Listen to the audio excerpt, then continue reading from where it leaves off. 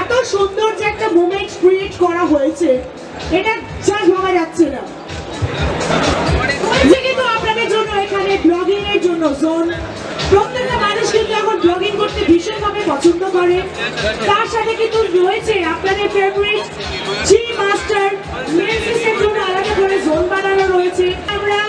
আপনারা সব লেন্স কিন্তু ভালো মতো কি কি আপনাদের পছন্দ লেন্স সেগুলো কিন্তু আপনারা দেখতে পাবেন। এছাড়া